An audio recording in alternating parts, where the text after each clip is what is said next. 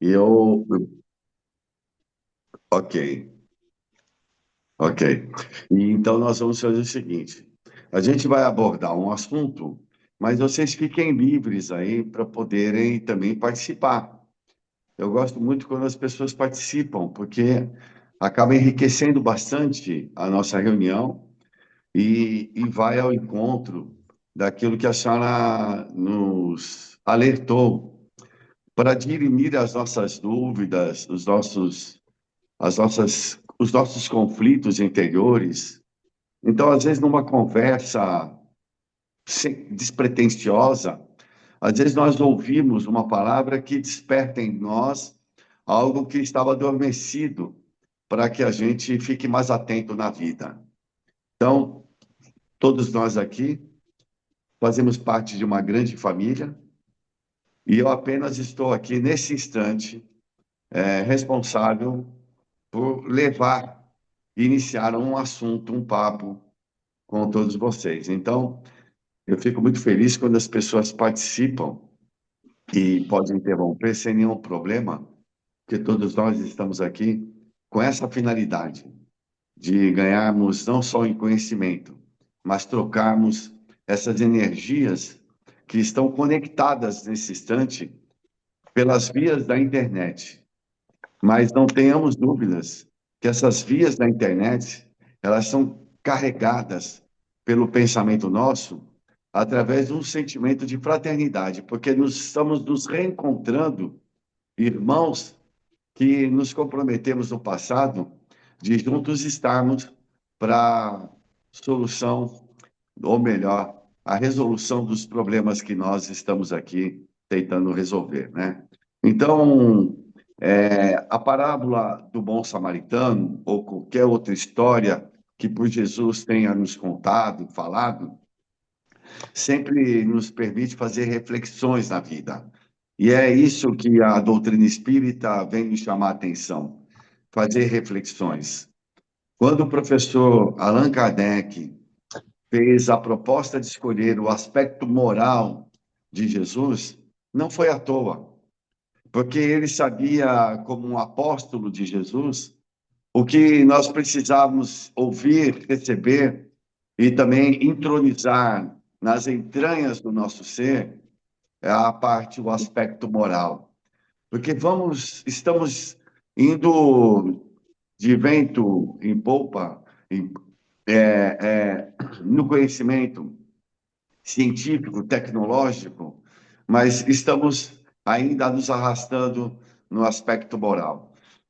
Então, a proposta, quando Allan Kardec pega o aspecto moral de Jesus e os espíritos nos apresentam Jesus, agora, como um irmão nosso, mas que é puro, nós estamos na escala espiritual, nós só ganhamos do primitivo. Então, nós estamos querendo avançar daquele que está passando por experiências de provas e e expiações, coisas que eu escolho, mas coisas que eu não escolhi. A lei determinou para mim, que são as expiações, e esse momento culminante de transição, onde agora eu provei, expiei, e agora estou fazendo o teste final para avançar na escala espiritual.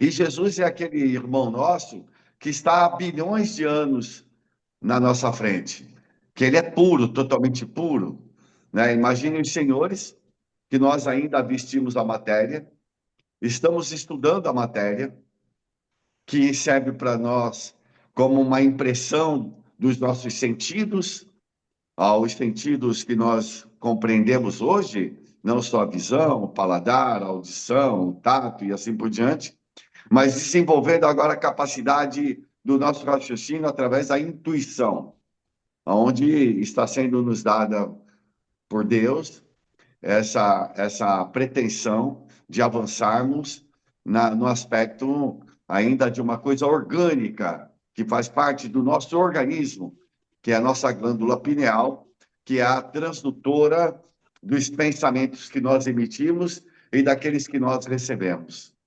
Então, estamos capacitando agora o nosso corpo para isso.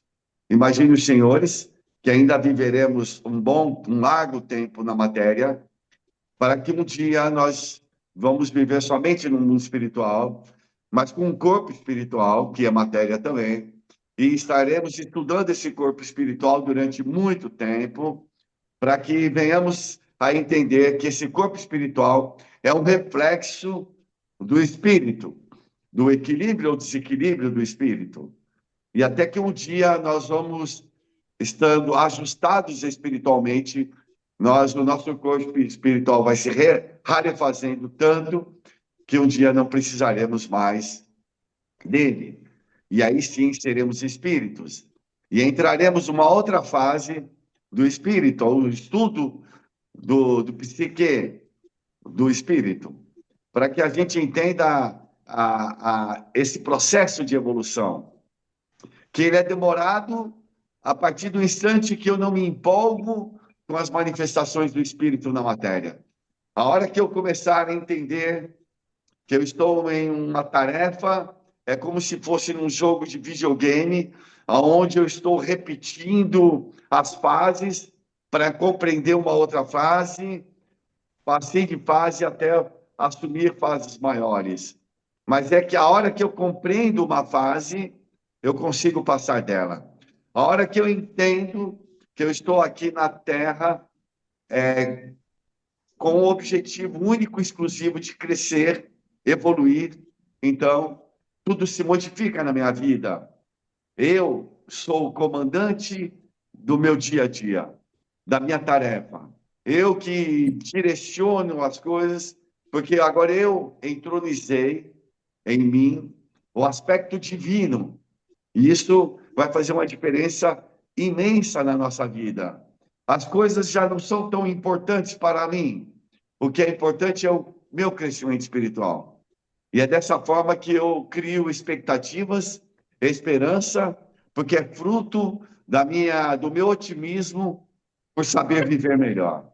Então, a doutrina espírita tem essa capacidade de nos mostrar.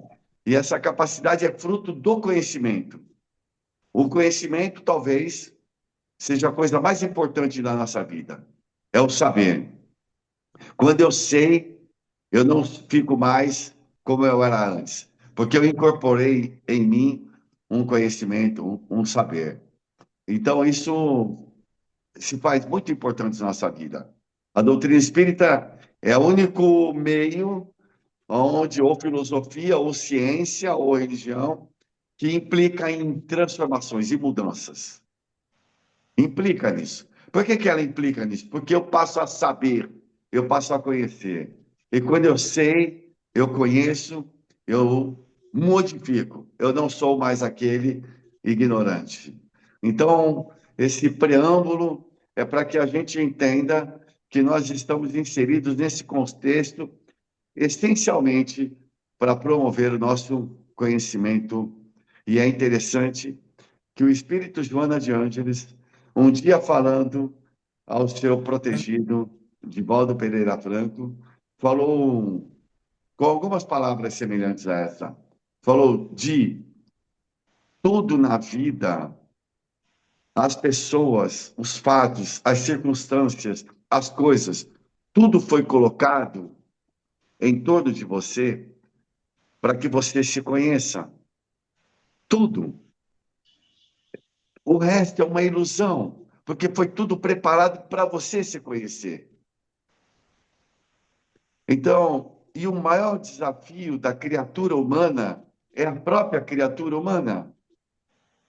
Então, tudo que está em nosso redor, todo esse conhecimento que nos é oferecido, todo o conhecimento que vem do judaísmo, é uma oferta para a gente conhecer, saber e para a gente valorizar. E, ao mesmo tempo, se encantar. Porque hoje o que eu recebo é fruto, é um produto, é consequência de tudo aquilo que nós fizemos no passado, ou outros irmãos nossos fizeram para nós. Então, para que a gente entenda e principalmente agradeça a almas abençoadas que vieram trazer para a gente esse conhecimento.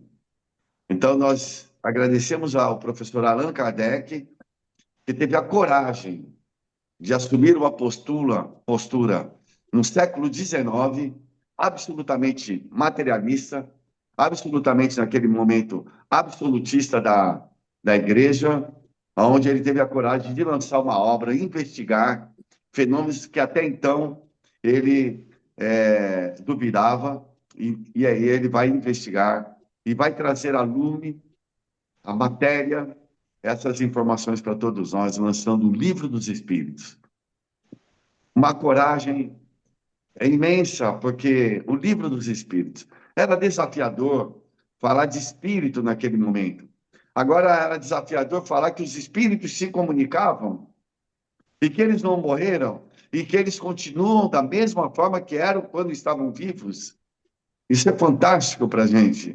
Então, a gente agradece a essa figura extraordinária, que é o professor Allan Kardec, e que trouxe uma figura também extraordinária, que é Jesus, agora colocando, aproximando ele da gente como um irmão mais velho, como um espírito puro, dando-nos a perspectiva de, num dia, nos tornarmos espíritos puros. E como um espírito puro, vai conversar com espíritos imperfeitos que nós somos, somente através de histórias infantis, ele poderia nos sensibilizar. E como ele falava diretamente para a alma, então ele tinha uma grande sensibilidade e fazia a gente despertar dentro de nós essa sensibilidade. Não entrarei no contexto histórico da parábola dos bons samaritanos, mas no aspecto moral só.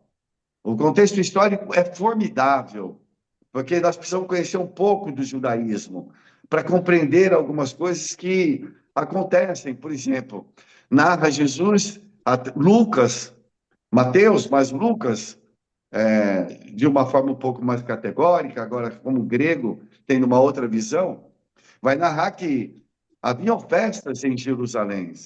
Os sacerdotes, levitas, eles tinham compromissos de turnos em Jerusalém. E para que você cumprisse o turno em Jerusalém, imagine você saindo de Cafarnaum e indo a Jerusalém. Isso tem 144 quilômetros, onde você vai andando. Eram as peregrinações, tudo era feito através do andar, do a pé. Alguns tinham os animais, alguns, mas a maioria ia a pé.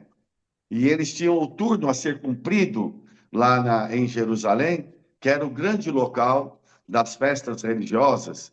E eles tinham funções bastante determinadas a eles do que deveriam fazer, diferentemente do que às vezes a gente imagina como se fosse um padre, mas não, ele tinha uma finalidade lá, através das ofertas, das oferendas das pessoas, principalmente naquela época dos animais.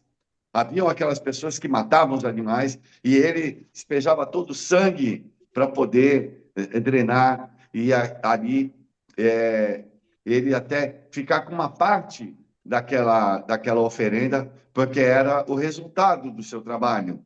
E a oferenda poderia ser um animal, podia ser um cereal e assim por diante. Mas o mais importante é que eles passavam durante 7 dias para um momento de purificação, onde ele não podia comer determinados alimentos, onde ele ficava em oração, fazia as suas unções, os seus banhos, a lavar as mãos através de orações. E ele ficava nesse período de 7 dias fazendo isso, para se tornar puro na sua tradição. E ele não podia, por exemplo, tocar em coisas mortas. Ele não podia tocar numa mulher que estivesse na menarca, na menstruação. Então tinha todo um ritual a ser cumprido. E Jesus narra que um homem, um homem, é interessante isso, que Jesus não dá um nome para esse homem, não dá uma posição social dele, não dá a vestimenta dele, não dá a questão religiosa dele, não dá nenhuma informação desse homem. Porque se ele tivesse vestindo determinada roupa, a gente saberia a classe social dele, ou religiosa. mas ele faz de propósito isso. Mas essa provocação foi feita exatamente por um homem da lei que pergunta a Jesus, numa explanação de Jesus, qual era o maior dos mandamentos, e ele vai dizer que é amar a... Aliás, ele pergunta ao homem, ele rebate com uma outra pergunta, tu que és doutor da lei, não sabe? E aí ele vai responder em Levítico, lá, que vai estar escrito, amar o teu Deus de todo o vosso espírito, de todo o vosso amor, de todo o vosso entendimento, e a teu próximo, o segundo mandamento, o teu próximo como a ti mesmo. E aí que vai nascer uma dúvida, mas Senhor, quem é o meu próximo? Porque naquela casta religiosa, o próximo estava dentro dessa casta religiosa, ela não estava fora. E aí Jesus, então, narra que vem esse homem que saía de Jerusalém e a Jericó, e ele é assaltado. E ele é assaltado e roubam suas vestes, batem nele, deixa ele semi-morto na estrada. Olha que interessante. Jesus faz uma provocação, porque deixa ele sem a roupa, a vestimenta, porque não tem uma classificação. Quem é esse homem? É qualquer um pode ser. Mas ele vem narrando, então, que dali a pouco vem um levita. E o levita, ele é o homem das escrituras, que sabe ler, e que nas escrituras sempre esteve dito que você vai auxiliar o seu semelhante, o seu próximo. Mas o seu próximo, quem é seu próximo? Para o levita, é aquele que está dentro da sua casta, e não que está fora. E nesse instante ele se afasta para o outro lado e tem uma atitude de indiferença, né?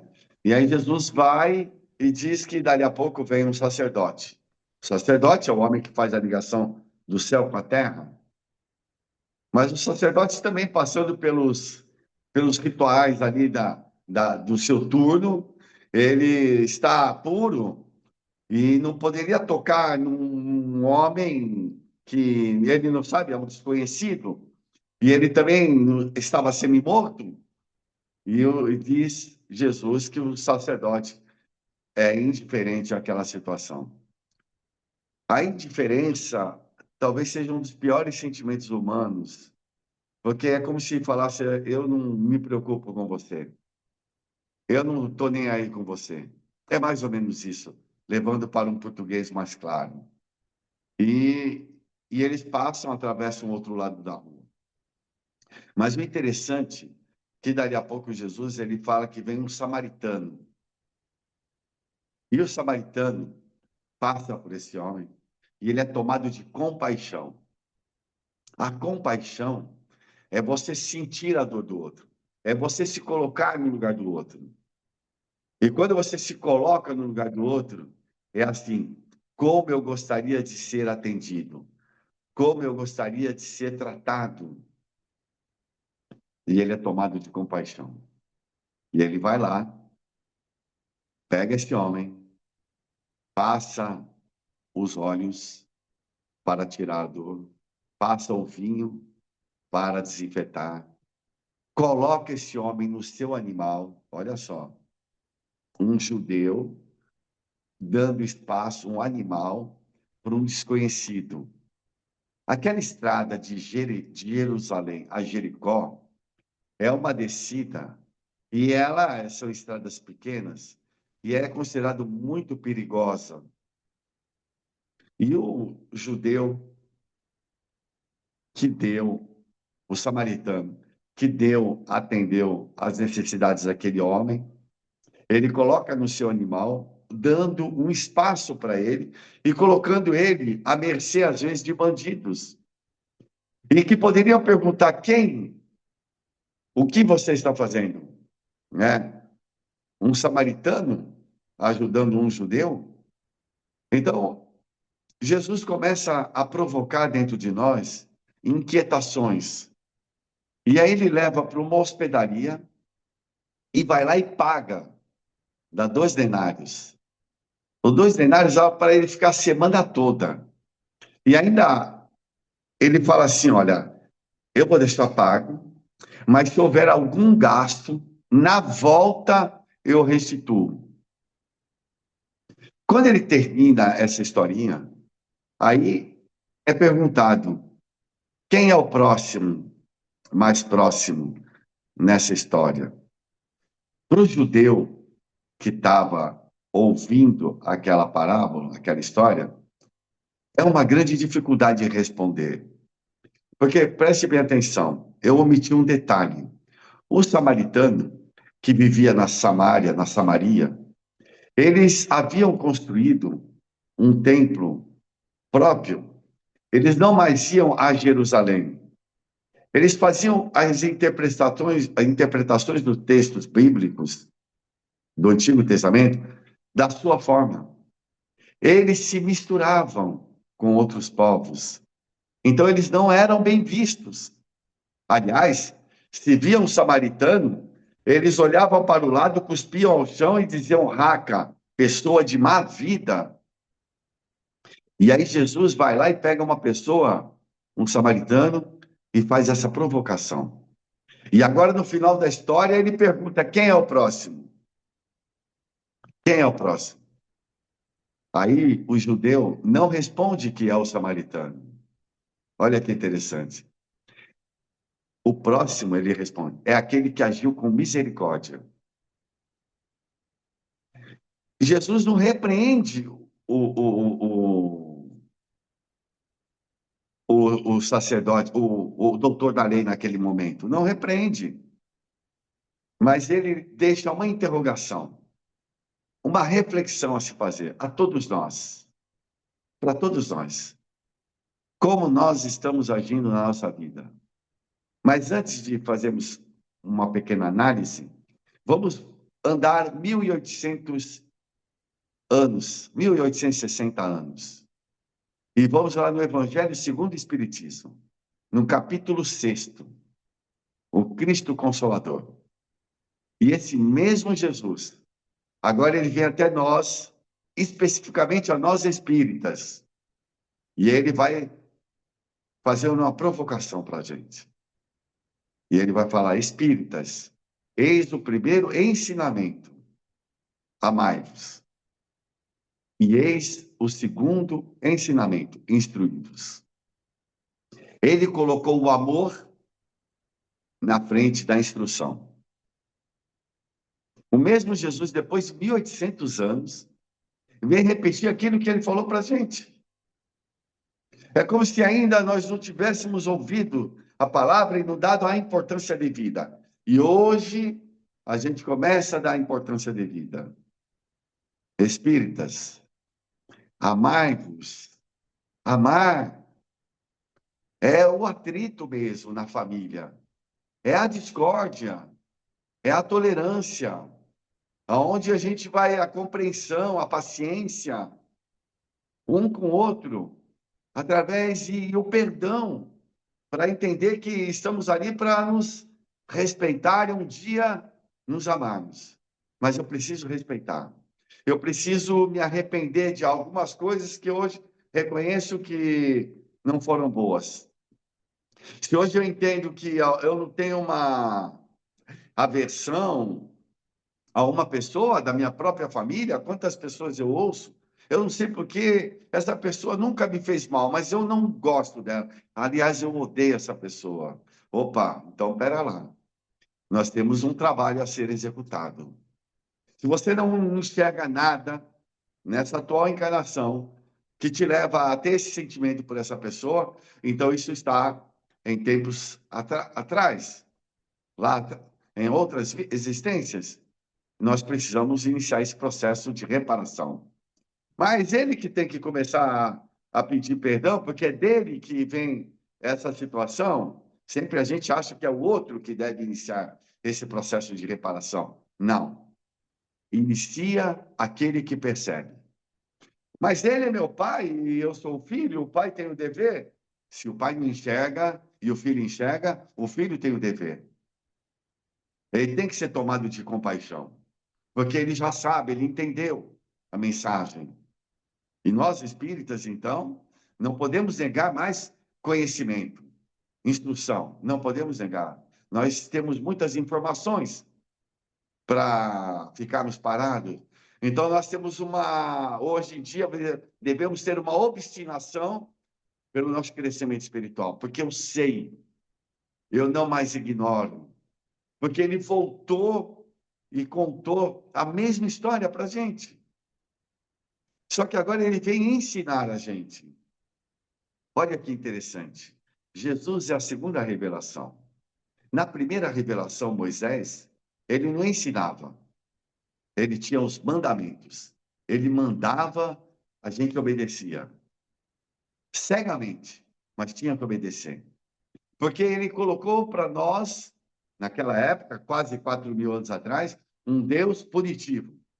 Se não fizer isso, que eu estou mandando, você será punido para sempre no inferno. Se você fizer, você vai ser abençoado para sempre no céu. Era dessa forma. Como éramos muito infantis, precisava que alguém desse castigo para a gente. Da mesma forma que fala para a criança, não mexa aí. Se fizer isso, vai de castigo.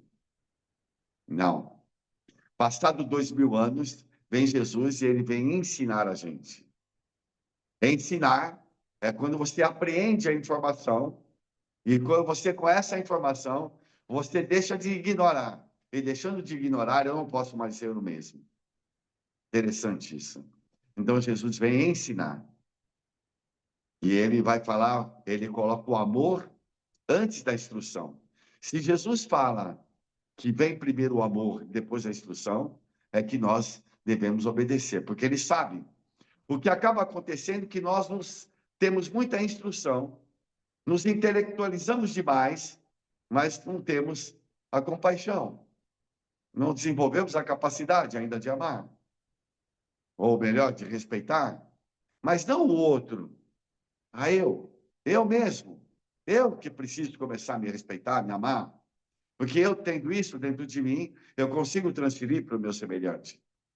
Porque eu sei que agora o meu semelhante é um espelho que reflete a minha imagem na figura dele. E eu só consigo enxergar nele aquilo que eu tenho dentro de mim. Isso é tão interessante, porque nós temos um trabalho, viu, Thelma, lá no Luiz Monteiro, todos os dias começa às 4:30 da manhã. Nós temos grupos de cafés da manhã, e onde nós servimos de uma forma ininterrupta há quase 30 anos, ininterrupta, todos os dias, não tem feriado, não tem Natal, não tem nada. Nós oferecemos café com leite ou café e 2 médias. Hoje são 2 médias que nós fazemos tudo na hora lá. Então, 4:30 da manhã, nós temos grupos onde é servido todos os dias a 200 pessoas, pelo menos, que vão tomar café com a gente.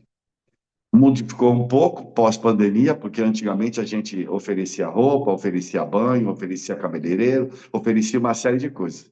Com a pandemia, nossos voluntários mudaram muito, o tempo mudou, então hoje a gente oferece somente o café da manhã e também tem um atendimento fraterno para aquelas pessoas que querem algo mais, se quer tomar um passe, também nós oferecemos. Mas o interessante que quando essas pessoas... E cada grupo é um grupo diferente. Segunda-feira é um grupo, terça é outro, quarta é outro. Cada dia é um grupo. A maioria dos grupos não são espíritas. A maioria não são espíritas. São pessoas que querem fazer o bem, querem ajudar. E não importa a quem, mas é de fazer o bem. Porque o homem que estava jogado na estrada de Jericó, Jerusalém, ele não tinha uma identidade. E o próprio Allan Kardec pergunta, você não vai perguntar se ele é espírita, se ele é judeu, se ele é ateu. Você vai lá e ajuda, ampara, auxilia, que essa é a finalidade nossa. Então, quando nós estamos inseridos num contexto, esse centro espírita que eu falo, Luiz Monteiro de Barros, num local não só de pobreza, mas a pobreza maior lá é uma miséria moral, porque é zona de prostituição, zona de drogas, zona de todos os aspectos de contravenções do aspecto moral, está ali naquele ambiente. E nós fomos colocados ali exatamente para valorizarmos a nossa vida. É como se precisamos ainda, através da caridade, ver a necessidade do outro e ver o quanto eu tenho a oferecer, então o quanto eu posso ajudar. Então, por isso que nós vivemos um planeta atrasado, porque é um planeta excelente para treinarmos o nosso orgulho, deixarmos de ser orgulhosos, para buscarmos a humildade, deixarmos de ser egoístas, através de sermos altruístas, preocupados com o nosso semelhante. Então, Thelma, queridos amigos que aqui participam com a gente, de Botucatu, eu me lembro de Botucatu, uma cidade que era muito conhecida, assim, principalmente quando eu fazia cursinho para vestibular, né? Tinha uma faculdade de medicina aí, e eu tenho um sobrinho nosso que estudou medicina em Botucatu, e a gente tem referências muito boas, e hoje trabalha aí em Botucatu e adjacências aí, eu acho que ele está até numa cidade já aí próximo, né? Então, a gente fica muito feliz, mas eu não me detive em aspectos históricos ou da tradição da cultura judaica, que é maravilhosa, é fantástica, né? A gente deve muito ao judaísmo, cultura judaica, como sociedade, a questão da monogamia, tudo. Eu sempre enalteço muito o judaísmo, porque ele que conseguiu preservar essa questão da família, desde tempos remotos, né? Então, a gente fica muito feliz aí de poder falar algo nesse aspecto. Mas eu abro espaço agora, viu? Eu acho que já deu um tempinho bom para que a gente possa trocar uma ideia. Não sei como é que vocês querem fazer, se eu continuo, se vocês querem, de alguma forma, participar.